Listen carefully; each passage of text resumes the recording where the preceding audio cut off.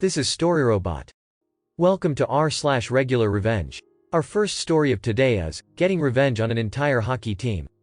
Last spring, I finished my minor hockey career, meaning I'd have to enter the wild world of men's league. In November, I joined a local hockey Facebook group to find a place to play. That evening, I saw a dude looking for players to have a casual game at a local arena, 10 p.m., Sunday night. I commented, was told the cost was $20, deal, I was in. I showed up and was told I'd be playing on the white team. I noticed that all my teammates didn't know each other, were wearing different jerseys and that the opposing team had matching custom orange jerseys, orange socks. They all got along just fine. We hit the ice, and it was instantly apparent that the orange team played together often. They had set plays, and passed around our team with ease. We thought we'd be showing up for a casual, no-contact game, but Team Orange was in it to win. They played hard, swinging their sticks at anyone who touched the puck, tripping players and taking plenty of penalties with no referee to call it. Eventually, they got bored of skating circles around a bunch of randoms, and starting trying to hit members of my team. I played all-star hockey growing up. I naturally played with my head up, aware of my surroundings, but my teammates weren't so lucky. Most of them were getting run over while the orange team laughed and mocked them. The game ended early when half of my team left, injured and realizing they'd paid $20 to get run over and embarrassed by these guys. I stuck around in the dressing room after, and made sure to ask lots of questions. I sat next to the team captain, and soon found out that the orange team was an actual beer league team, that played together every weekend. They played their league games on Saturday night, then rented the ice every Sunday night to practice. Their idea of practice was getting a team of randoms together via Facebook, advertising the session as a casual skate, then pummeling them for fun. He said that a lot of guys wouldn't come back to play again, complaining about the hitting, saying the skate was not fun, and it was getting hard to find people to play, but he didn't really care and found it funny, plus he was making a profit. After watching this guy and his team con 11 guys out of $220 total, promise them a fun game, then beat them up, and play unfairly against them, I wanted to do something.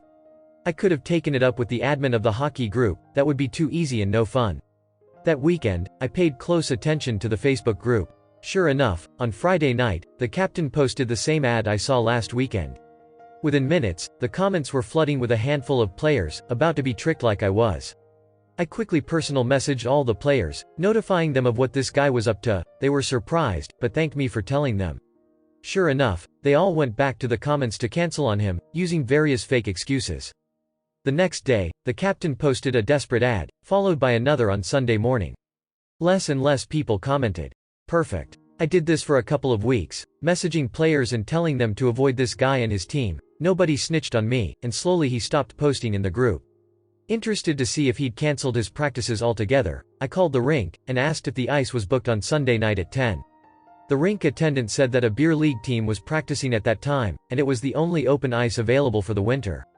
Learn to skate sessions were on weekend mornings, minor hockey games happened on weekend afternoons, evenings, and junior games happened on weekend nights. Beer league games happened late night Saturday, and the beer league team always booked practice on Sunday night. Nobody else wanted that time slot, and often went to other rinks.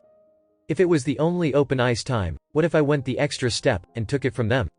The orange team captain always booked his session on Friday nights, so I called the rink on Thursday night, hoping I wouldn't be asked for a down payment, and asked to book Sunday night for the next month. I told the attendant that I was running an adult learn to skate session, fake name, fake company, everything. They gave me the time slots and told me I could pay on Sunday night, before the skate. I own the slot now, and there was nothing that Captain Cook could do about it. To avoid having to actually pay for the ice time, and to avoid being a no-show, I'd call every Sunday morning, and cancel my session for that night, claiming my fake skating class couldn't get any members to register. Cancelled ice time would become an open skating session, meaning that families, couples, anyone could pay a small fee and come skate, so the rink wouldn't lose any money. Too late for the captain to be able to book his practice, but enough time for the rink to open a free skate session. After a month, I figured that the captain didn't bother with trying to book Sunday night anymore, so I told the rink attendant that my Learn to Skate company flopped, and that I wouldn't need to book Sunday night anymore. This whole fiasco lasted about a month and a half to 2 months, from November to January. Never heard from the captain or his team. He hasn't posted in the group since, so I'm assuming that they don't have their practices anymore. Last I heard, the 10 p.m. Sunday night session was booked by a beginner adult league, where a lot of men and women were learning to play for the first time. I'd like to think that I'm partially responsible for the opening of that beginner league. If you're out there and you're learning to play because I stole ice time from a BP Beer League team, you're welcome. I've found a new place to play, with a great group of guys. We have our games every Saturday night from 10 to 12 p.m. at a different rink, all good players, but just there to have fun. Our second story of today is, alcoholic boss decided to ignore employment wage laws and treat us like absolute garbage for months on end. So, I reported him and shut down his business. This was back when I was in college, in Canada, working part-time as a dishwasher at a restaurant. A little bit about the restaurant owner: he was an alcoholic. He would crack open a beer first thing after he opened the restaurant for the day, then he would drink continuously throughout the day, all day, every day. And when he did, he yelled and swore at his employees. He would keep drinking in the evenings and sometimes he would pass out. Because I was responsible for cleaning, oftentimes I was the last one to leave at the end of the day. One night, he drank so much he passed out on the seats at the back of the restaurant, then he yelled at me the next day for not waking him up. I later learned that he slept through the night with all of the lights still on inside the restaurant and the front door unlocked. But I digress. The biggest kicker was how the owner thought he could mess with our wages, shortchange us in the most blatant ways possible, and get away with it. He kept a notebook where we would record our hours worked. Unfortunately, when it came to calculating our wages, he calculated the minutes as decimals. That is, 15 minutes as 0.15 hours, 30 minutes as 0.30 hours, and 45 minutes as 0.45 hours, and he did that with every day we worked. He was very much aligned with what he believed was the Chinese working culture: 996 work schedule for full-time employees, straight-up sub-minimum wages, no overtime, no holiday pay, etc., and any suggestion to the contrary was met with direct verbal abuse. There were no breaks, we worked continuously. The one time I did get a short break, I had worked for 15 hours non-stop and he thought I was about to burn out right where I was standing. Back then I was still a college kid, so I didn't know my legal rights that well, and he made it clear that it was not up for discussion, but I had a strong feeling that something wasn't quite right. It bothered me terribly and I had to do something eventually. The only reason I worked this job was to earn some money on the side. I was handing resumes one day and he hired me immediately. He got my resume in the afternoon and told me to start working that evening. I didn't like to be yelled at, but I thought it was just a normal part of the job, so I basically toughed it out while he bombarded me several times a day. Soon enough, I kind of got used to it. But deep down, I was angry. I wanted out, but I didn't know how. At the same time, I needed to do something. Then the opportunity presented itself.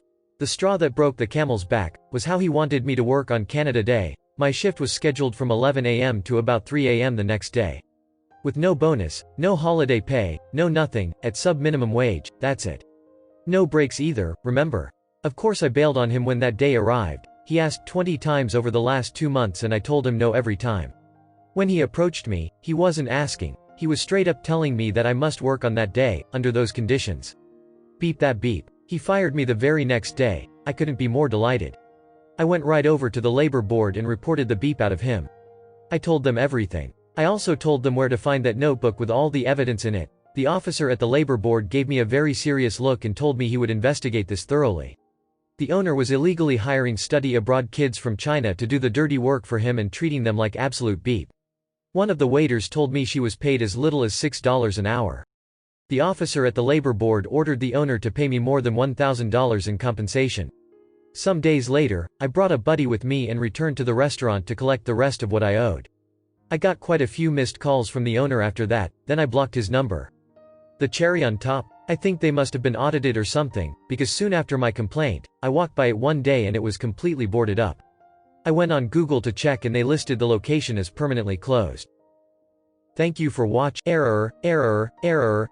Problem detected. Not enough subscribers. Please subscribe, like and comment.